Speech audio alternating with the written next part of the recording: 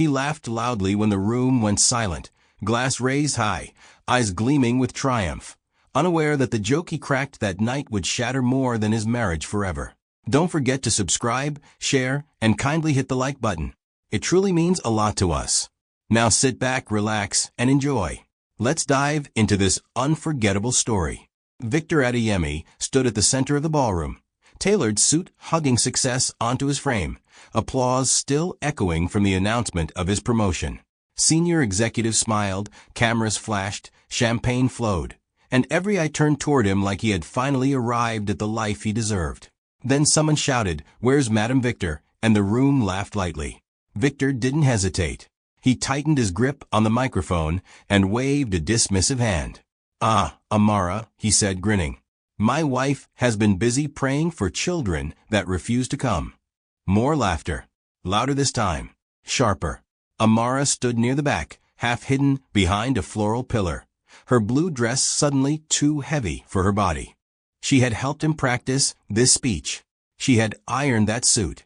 She had whispered congratulations into his ear that morning and believed love might still protect her. Victor continued, emboldened by the crowd. "Success needs continuity," he said. "A man must think of legacy." He gestured, and Lydia stepped forward in a red gown that screamed intention. "That's why I've decided to move forward. Properly." Gasps rippled through the hall. Phones tilted. Whispers spread like fire.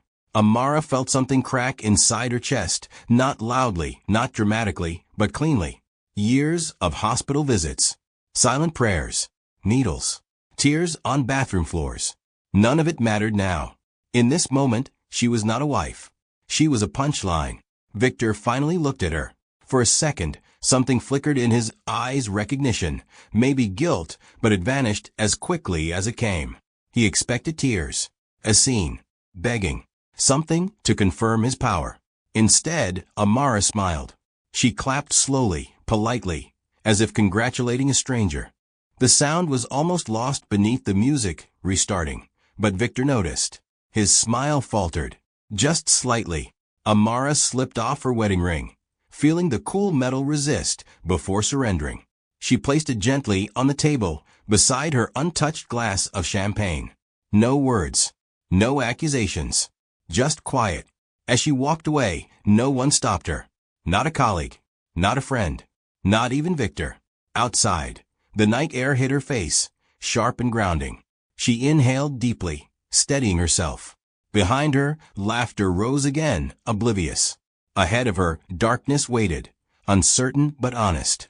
Inside the ballroom, Victor raised another toast, unaware that something essential had slipped beyond his reach. He felt victorious, celebrated, justified, convinced the world agreed with him.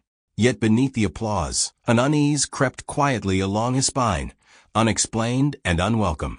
He told himself progress required sacrifice, that Amara's pain was unfortunate but necessary, that history favored men who chose ambition over sentiment. Still, when the laughter peaked again, his chest tightened briefly, as though a door had closed somewhere deep inside him. He ignored it, smiling wider, laughing louder, drowning doubt in noise. Power, he believed, was proven by survival. And tonight, he believed only one of them had survived. He never noticed the empty chair, the missing ring, or the quiet certainty that the woman he dismissed had already begun to outgrow him completely and forever. What Victor didn't know, what he would not know for years, was that silence is not surrender. Sometimes it is a promise. And tonight, a debt had just been recorded. He expected noise when he woke. Crying, shouting, accusations. Victor expected Amara to fight. Instead, the house greeted him with a silence so complete it rang in his ears and unsettled him instantly. Sunlight crept through the curtains, touching the empty side of the bed. Her pillow was gone. The wardrobe stood open, half bare, as though someone had erased themselves carefully. No broken items. No notes. No drama. Victor laughed once, sharp and dismissive. This was a tactic, he told himself. Amara always folded first. She would return before noon, eyes red, voice trembling, apologizing for embarrassing him by leaving the hall early. Hours passed. His phone remained stubbornly quiet. No missed calls. No angry messages. The silence thickened, turning heavy, accusatory. He checked the kitchen. Her favorite mug was gone. The spice rack she organized obsessively now looked careless, unfinished. For the first time, irritation slipped into panic. Victor dialed her number. It rang until voicemail. He tried again. Same result. He left a message, casual, controlled, telling her to come home so they could talk like adults. He refused to beg. Men like him did not beg. By afternoon, a courier arrived. The envelope was slim, unassuming. Inside were divorce papers, already signed. No letter. No explanation. Just clean pages and cold ink. His name printed neatly beside hers, like a partnership already concluded. Victor felt heat crawl up his neck. She was serious. The realization bruised his pride more than any insult could have. How dare she decide without him? How dare she leave quietly, denying him the satisfaction of resistance? He called his lawyer immediately, voice tight with outrage. The lawyer read quickly, then paused. She's waived claims, he said slowly. Property, savings, even compensation. Victor blinked. All of it. Yes. That unsettled him more than anger ever could. Evening fell. Victor sat alone in the living room, promotion plaque still leaning against the wall, reflecting his face back at him in fragments. He poured himself a drink, then another, replaying the night again and again, waiting to feel victorious. But triumph refused to arrive. Instead, doubt crept in, unwelcome and persistent. Why would a woman leave with nothing unless she was certain she needed nothing from him again? Why hadn't she fought? Why hadn't she cried? By midnight, Lydia called, laughing, asking when she could move in. Victor hesitated before answering. The hesitation surprised him. Soon, he said finally. After the call ended, he walked through the house once more. The silence followed him, patient, watchful. In the bedroom, he noticed the empty jewelry box on the dresser. Amara had taken only what belonged to her. Victor sat on the edge of the bed, shoulders tense, heart oddly hollow. For the first time since his promotion, he felt something dangerously close to being dismissed. And somewhere beyond his reach, Amara was already building a life that did not include him, while Victor remained trapped inside a house that suddenly felt too large, too quiet, and unforgivingly aware of his absence. He did not realize that pride had just lost its first battle, nor that the silence he dismissed was sharpening into consequence. Outside, the city moved forward without him, indifferent, relentless, already preparing the stage where his certainty would someday be dismantled. He slept poorly, convinced tomorrow would restore order, unaware that control once surrendered never truly returns, and that the woman he underestimated had walked away carrying time, truth, and the patience required to let consequences mature fully. His victory was temporary. Her silence was permanent, deliberate, and far more dangerous than imagined. Victor married Lydia 6 months after Amara vanished from his life, a timeline so aggressive it felt like a dare to memory itself.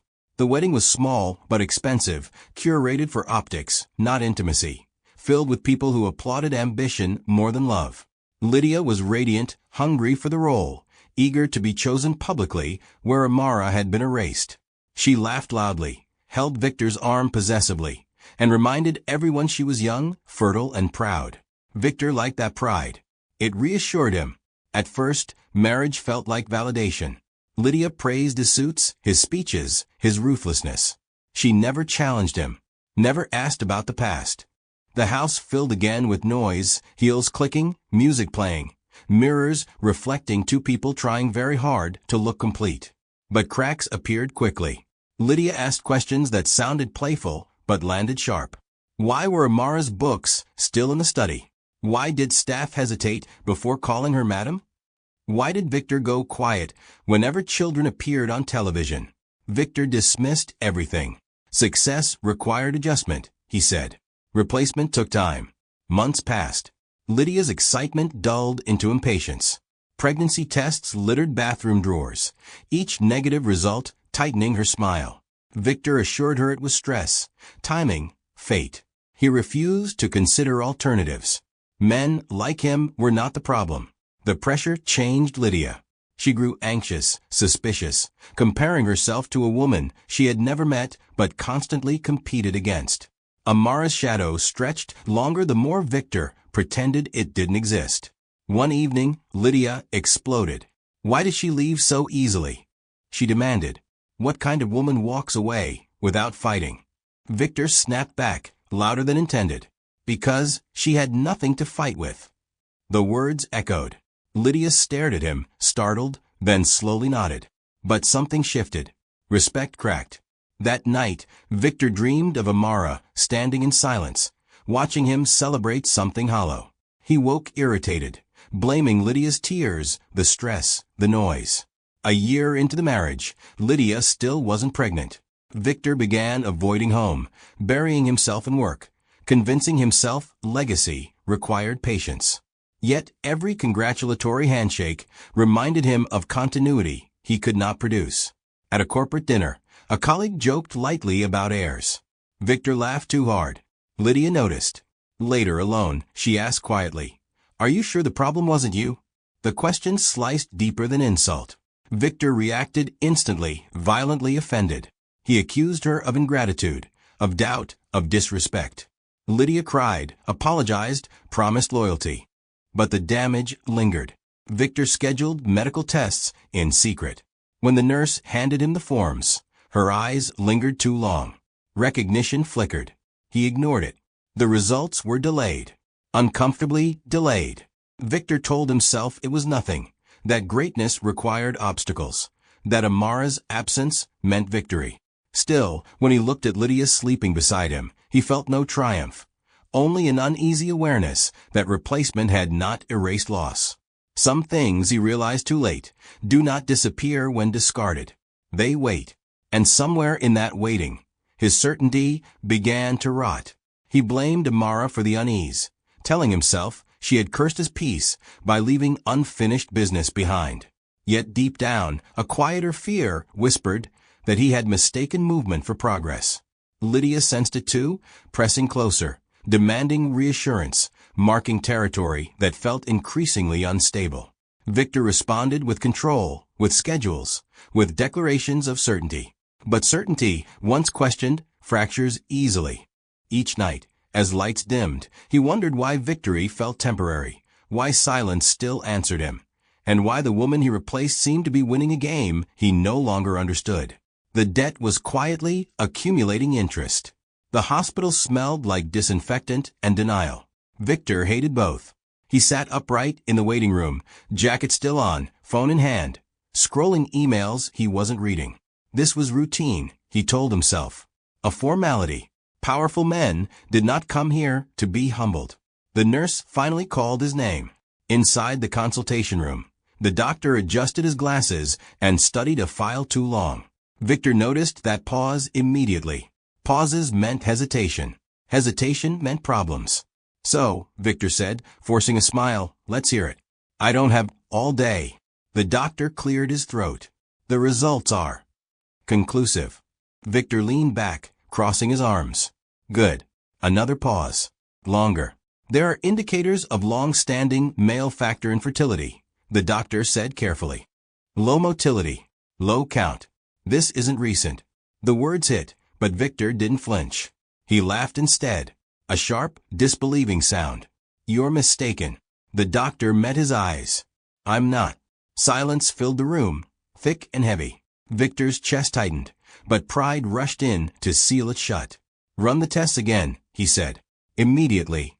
"We already did," the doctor replied. "Twice." Victor stood abruptly. "This is impossible." The doctor hesitated, then spoke slowly. "Mr. Adeyemi, according to our records, you were tested here several years ago." Victor froze. "What?" he whispered. The doctor flipped a page. "Before your divorce, your wife Amara was undergoing fertility evaluations. You were tested as part of the process." The room tilted. "I was never told," Victor said, voice rising. The doctor frowned. "The results were discussed with your mother. She asked that the matter be handled delicately." Victor felt something crack open in his chest. Memories flooded back, his mother insisting Amara rest, suggesting treatments, urging patience. His jokes, his laughter, his certainty. "You're saying," Victor said slowly, dangerously calm, "that I was infertile. And no one told me?" "You were informed," the doctor corrected gently. "Just not directly." Victor left without another word. Outside, the sun felt too bright, too mocking. He sat in his car, gripping the steering wheel, breath shallow. Anger surged first at the doctor, at his mother, at Amara. How dare she let him believe the lie? How dare she accept the blame? Then something colder crept in. Shame. He remembered the night he humiliated her. The microphone. The laughter. The way she smiled. The way she walked away. Victor's phone buzzed. "Lydia." "Any news?" she asked brightly. Victor swallowed. "They need more tests," he lied. That evening, he poured himself a drink he didn't want.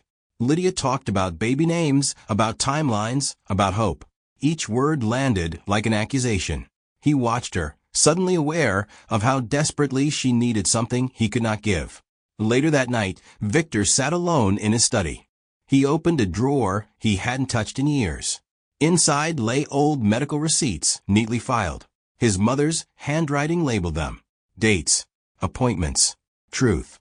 His hands shook. Amara had known.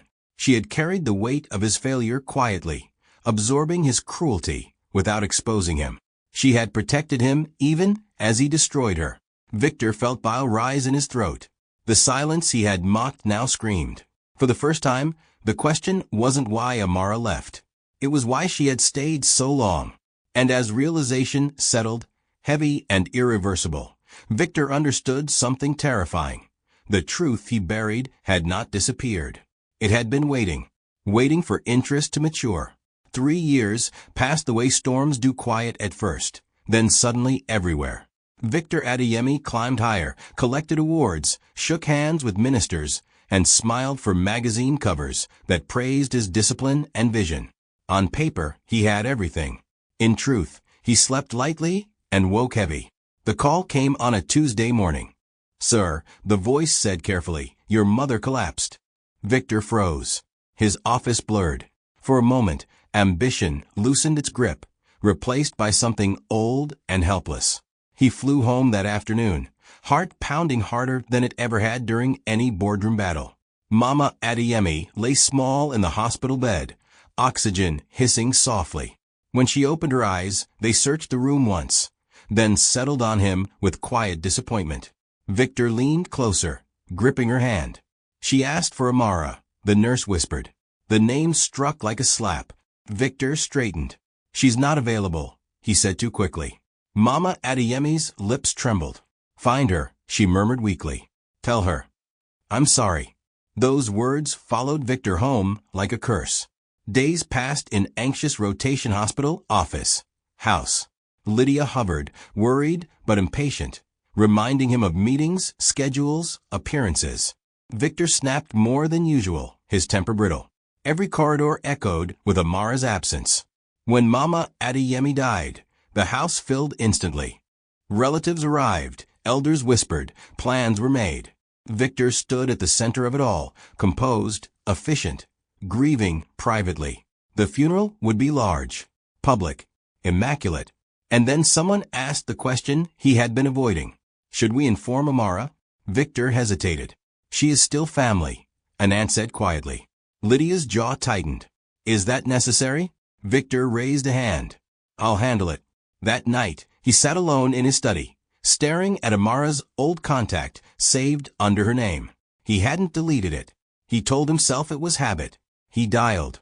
The phone rang once, twice.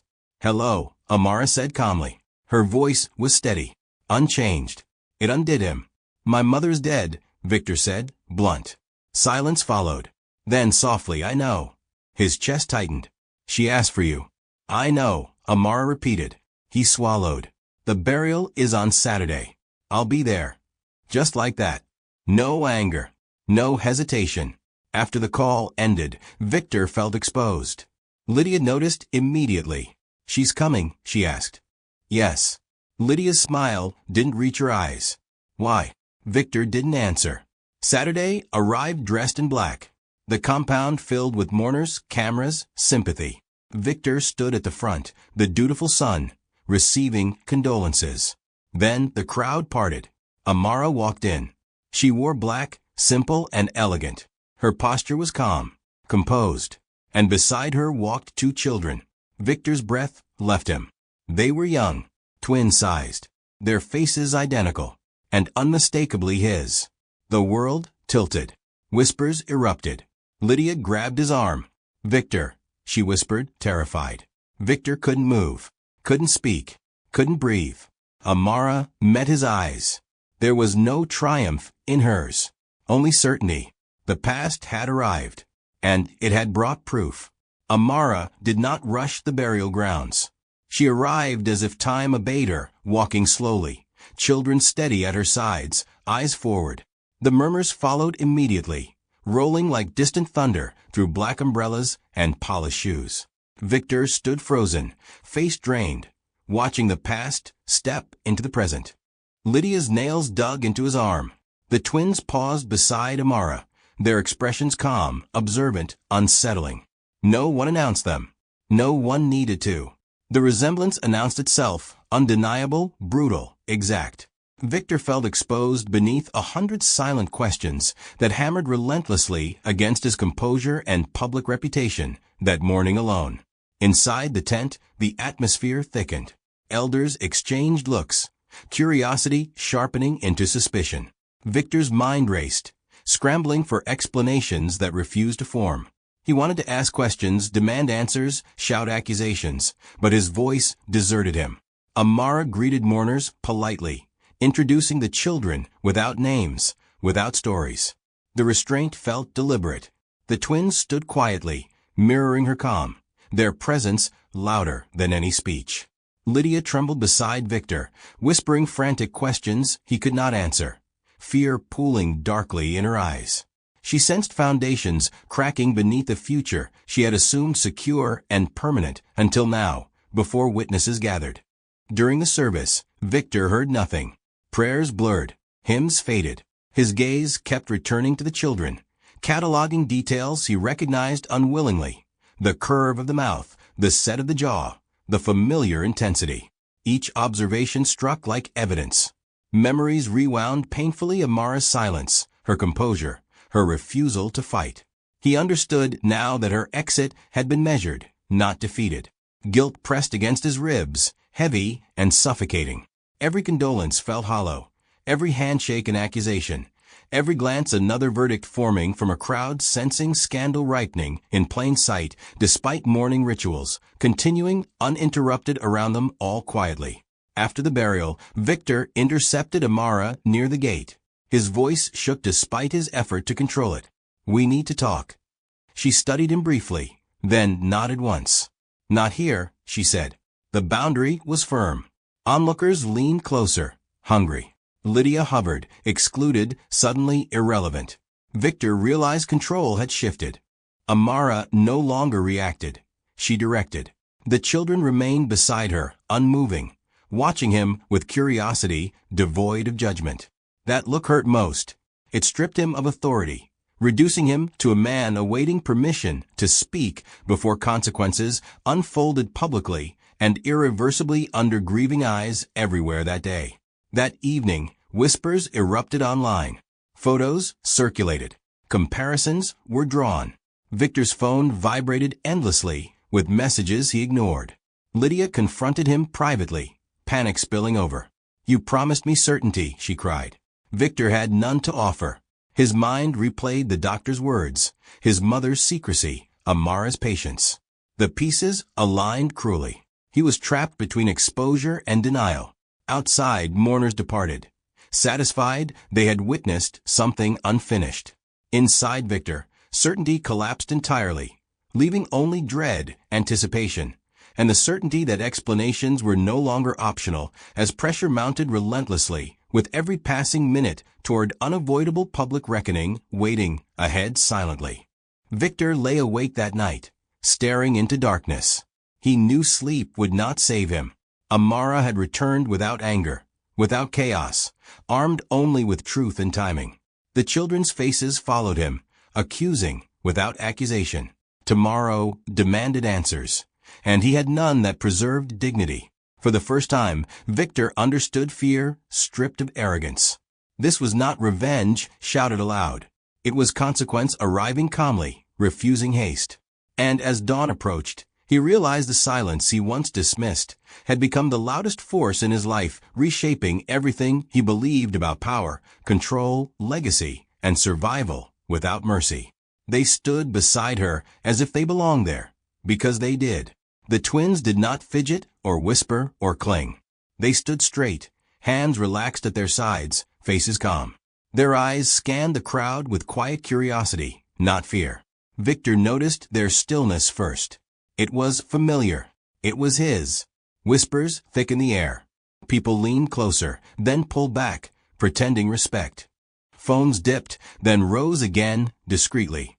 The resemblance traveled faster than gossip. Same brow, same jawline, same sharp focus that once earned Victor promotions and enemies. Lydia saw it fully then, not as suspicion, as confirmation. Her grip on Victor loosened, fingers trembling. She looked from him to the children and back again. Something broke behind her eyes. "Victor," she whispered, barely audible. He did not respond. He couldn't. His throat closed, breath shallow. The ground felt unsteady beneath his polished shoes. For years, he had controlled rooms. Today, the room controlled him. Amara did not look at Lydia. She did not look at Victor either. She focused forward, chin lifted, expression neutral. Power sat on her quietly, undemanding. She had not come to explain. She had come to exist. The twins shifted slightly, mirroring each other unconsciously. Victor flinched. That movement was unmistakable. He had done it 1,000 times during tense meetings. An elder cleared his throat nearby. No one spoke. The silence stretched, heavy with recognition. Victor stepped forward once, then stopped. He realized suddenly that approaching required permission. He had none. "Are they?" someone began. No questions. Another voice cut in sharply. The service resumed awkwardly, but the damage was done. Every prayer landed hollow. Every hymn carried subtext. Grief had been hijacked by revelation. Victor's mind spiraled. Dates calculated themselves. Memories rearranged. Hospital visits. His mother's insistence. Amara's quiet endurance. The truth aligned with brutal clarity. They were his. Not possibly. Certainly. Lydia stepped back, releasing his arm completely. Her face hardened, defensive. She was no longer beside him. She was watching him. After the final rites, movement erupted. People clustered deliberately, pretending coincidence. Victor felt eyes everywhere. Judgment without verdict. Amara turned slightly, guiding the children away from the crowd. Victor followed instinctively. She stopped without looking at him. "This isn't the place," she said calmly. Her voice held no anger. That frightened him most. "When?" he asked, voice breaking. Amara finally faced him. "For 3 years," she replied. The words struck deeper than accusation. 3 years of birthdays. 3 years of first words. 3 years he had laughed, risen, celebrated. "And you said nothing," he whispered. She met his gaze steadily. "You had already said enough." The twins looked up at him then. Not with longing. Not with resentment. With curiosity. Victor felt something collapse completely. This was not exposure. This was consequence. As Amara walked away, the crowd parted for her. Respect followed instinctively. Victor remained behind, stripped of narrative, stripped of control. He understood finally. The faces beside her were not revenge. They were proof. The will was read in the old family living room, the same room where Victor had once been praised for ambition and scolded for impatience. Curtains were drawn, chairs arranged in a solemn half-circle. The air carried the weight of unfinished conversations. Victor sat stiffly, Lydia beside him, restless and pale. Amara stood near the window, the twins seated quietly at her feet, coloring without sound. Their calm unsettled everyone.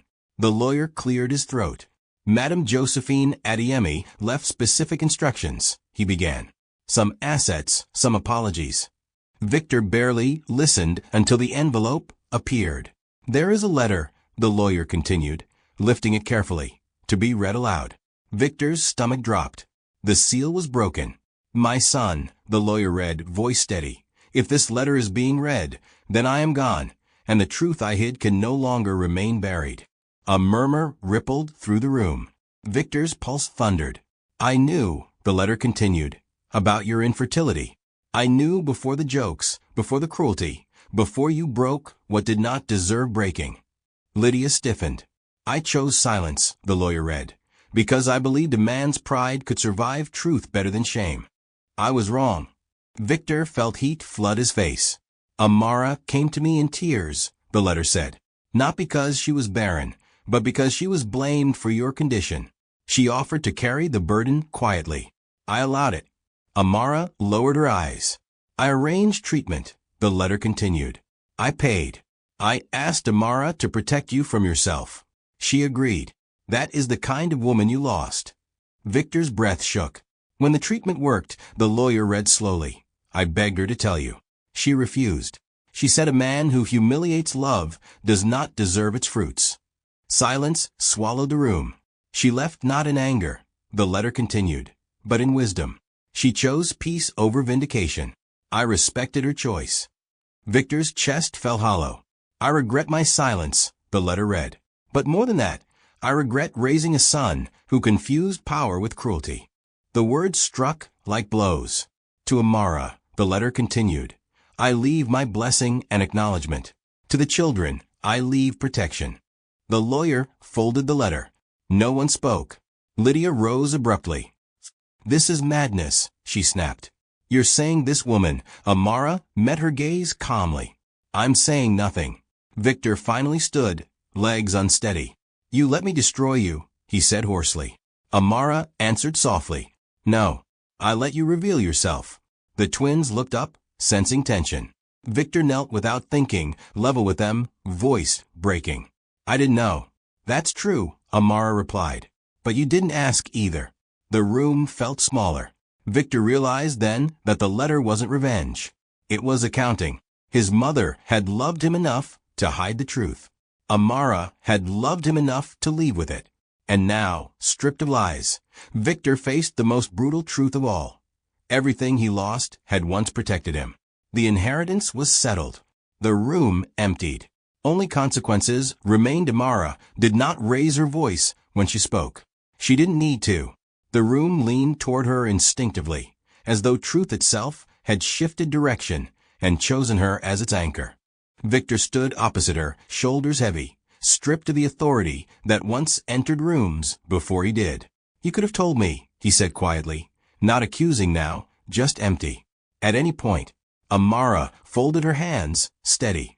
"And what would you have done with the truth then?" The question hung between them, sharp and surgical. Victor opened his mouth, closed it. He saw himself clearly defensive, dismissive, proud. He remembered laughter echoing through a ballroom, the microphone heavy in his hand, power intoxicating. Truth would have bounced off him then. He knew it. So did she. "I stayed silent because silence was safer," Amara continued. "Not for you. For me." Lydia shifted behind Victor, restless, wounded. "You enjoyed this," she blurted. "You waited for the perfect moment." Amara turned slowly. "I waited for the moment that required no explanation." The twins sat close to her, absorbed in their quiet world. They had not cried once since arriving. Victor noticed that too. Strength had been modeled, not taught. "I didn't come back to punish you," Amara said, returning her attention to Victor. "I came back because your mother asked me to, and because the truth has its own schedule." Victor laughed weakly. "Convenient." "No," she replied. "Inevitable." He stepped closer. "Then why now? Why here?" Amara's eyes softened not with forgiveness, but clarity. "Because humiliation understands only public spaces. You taught me that." The words landed cleanly.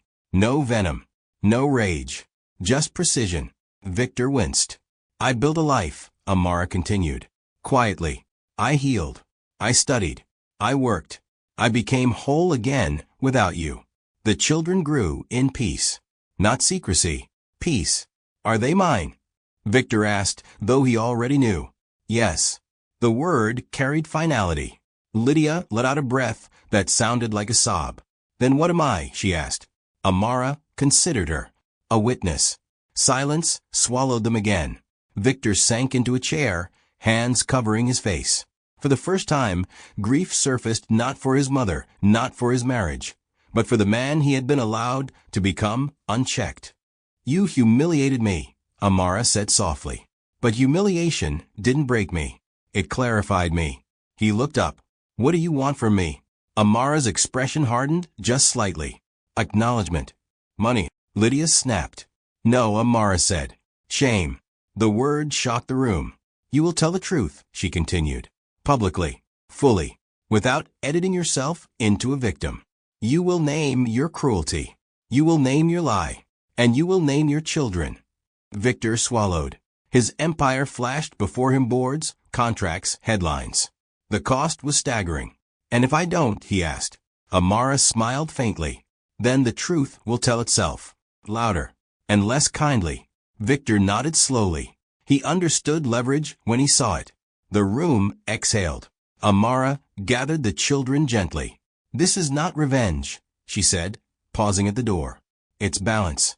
As she left, Victor remained seated, finally aware that the power he once wielded had been replaced by something far more dangerous: truth paired with patience. And for the first time, he feared not exposure, but remembrance. Victor stood alone at the podium, lights hot against his face, cameras humming softly like predators waiting for blood. The board sat behind him in a neat line, expressions carefully neutral. Journalists filled the room. Employees watched from screens across the building. This was supposed to be a routine press briefing. It was anything but. He cleared his throat. The sound echoed too loudly. I'm here, Victor began, to correct a lie I allowed to live. The room stilled. He felt it then: the cost. Not financial. Not professional. Something deeper. Something irreversible. For years, he continued, I blamed my former wife, Amara Adiemi, for infertility. I mocked her. I replaced her. I humiliated her publicly. A murmur rippled through the audience. The truth, Victor said, voice tightening, is that I was the one diagnosed as infertile. I knew. And when I knew, I chose silence over responsibility. His hands trembled slightly. He did not hide it. I let her carry my shame. I benefited from her dignity while destroying it. Silence pressed in, thick and suffocating. 3 years ago, Amara left without drama, without demands, without exposure. She owed me nothing. I owed her everything. Board members shifted uncomfortably. This was not in the script. During that time, Victor continued, she gave birth to twins. My children. Gasps. Cameras clicked furiously. I did not raise them. I did not earn the right to call myself their father. But I will no longer deny their existence. He paused, breath unsteady. This confession will likely end my role here, he said. I accept that. One of the board members leaned forward, alarmed, but Victor raised a hand. He was past permission. This is not about redemption, he said. It's about accuracy. When he stepped away from the podium, the room erupted. Questions shouted. Flashbulbs burst. Victor did not answer. He walked straight out. Outside, Lydia waited. You've destroyed everything, she said, voice brittle, eyes wild.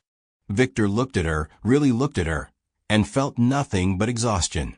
No, he replied quietly. I finally told the truth. She laughed bitterly. And what does she get? Victor swallowed. Peace. Lydia stared at him, then turned and walked away, heels sharp against the pavement. He did not follow. By evening, the headlines were merciless. Stock dipped. Board statements followed. Suspension. Investigation. Distance. Victor went home to an empty house. He poured a drink and didn't touch it. Later that night, he sat across from Amara in a quiet cafe far from cameras. The twins were not with her. This meeting was not for them. It's done, he said. Amara nodded. I know. He hesitated. You could have asked for money, security, influence. She met his eyes calmly. I already built those. What happens now, he asked. Amara stood, gathering her bag. Now you live with your name attached to your actions. She paused. That was the debt. Victor watched her leave, understanding finally. She had not taken his wealth. She had taken his illusion. And unlike money, illusion does not regenerate once exposed. Victor remained seated long after she was gone, alone with the truth, aware that what he lost could never be repurchased, renegotiated, or repaid. The debt had been collected, with interest. Victor packed his office in silence the morning after the suspension, cardboard boxes swallowing awards that once defined him. No assistance hovered. No congratulations echoed. Only the low hum of air conditioning and the dull certainty that reputation, once cracked, never seals perfectly again. He moved methodically, avoiding the framed magazine covers. Each headline felt accusatory now. Visionary, ruthless, future forward. Words that once praised him now sounded like warnings he had ignored. The board's decision arrived by email before noon. Termination. Immediate. No ceremony. No appeal. The company he built his identity around had already begun erasing him efficiently, professionally, without malice. Victor nodded once, unsurprised. Outside, reporters waited. He exited through the back stairwell, shoulders hunched, anonymity finally forced upon him. For the first time in years, no one cared where he was going. Lydia's departure was quieter. She left a note. Not an argument. Not a plea. Just a sentence admitting she could not live inside another woman's truth. He understood that. Too late. Days blurred. Silence returned, but this time it wasn't strategic. It was empty. Victor attended therapy once. He never went back. Accountability hurt more than loss. Regret was a mirror he struggled to face without flinching. He followed news of Amara indirectly. Not from curiosity. From inevitability. She had started a foundation focused on maternal health. Her name appeared without scandal, without footnotes. Respect followed her naturally. The twins appeared occasionally in photographs, school events, community programs, smiling, grounded, whole. Victor never commented. He never intruded. One afternoon, he saw them in person. He stood across the street from a park, unnoticed, watching Amara guide the children toward a car. Another man waited beside it, calm, present, familiar in ways Victor had never been. Daddy, one of the twins said easily. The word landed without violence. Just finality. Victor stepped back before he could be seen. That night, he boxed the last of his belongings. Promotion plaques. Old suits. The ring he never returned to Amara. He placed it gently inside a drawer he did not open again. He understood now that regret was not punishment. It was education. He had learned too late. Victor sold the house, downsized his life, took a consulting role that required no leadership, no spotlight, just competence, just work. Sometimes, at night, he replayed the moment Amara walked away from the ballroom. The quiet dignity, the ring on the table, the door closing softly behind her. That sound haunted him. He had laughed then, convinced power was volume. Years later, silence taught him otherwise. Victor did not seek forgiveness. He did not deserve it. He sought understanding instead, accepting that some lessons arrive only after everything else leaves.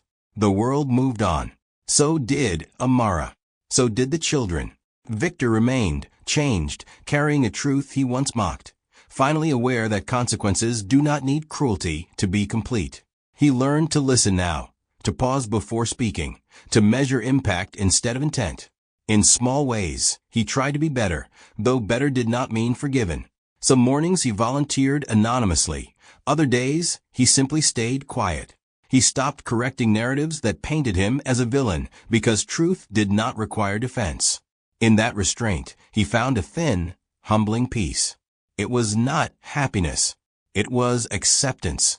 And acceptance, he discovered, was the only thing left that could still grow.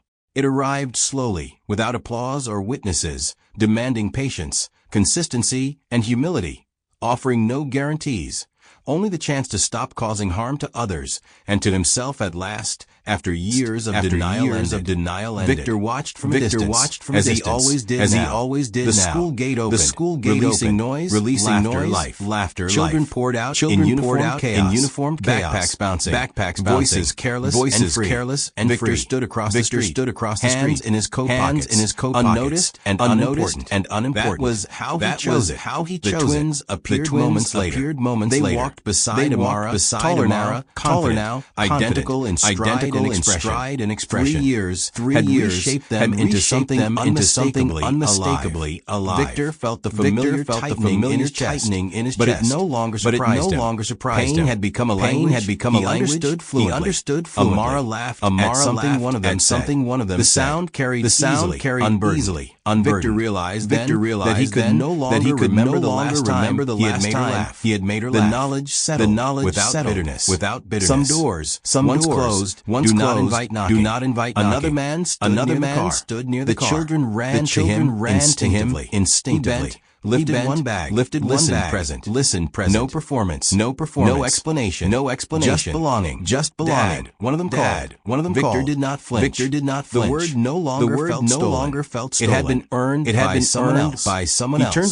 He turned away before Amara noticed him. He had learned when to leave scenes unfinished. That restraint was new. It had cost him everything to acquire. Years earlier, Victor had believed karma was dramatic. Immediate.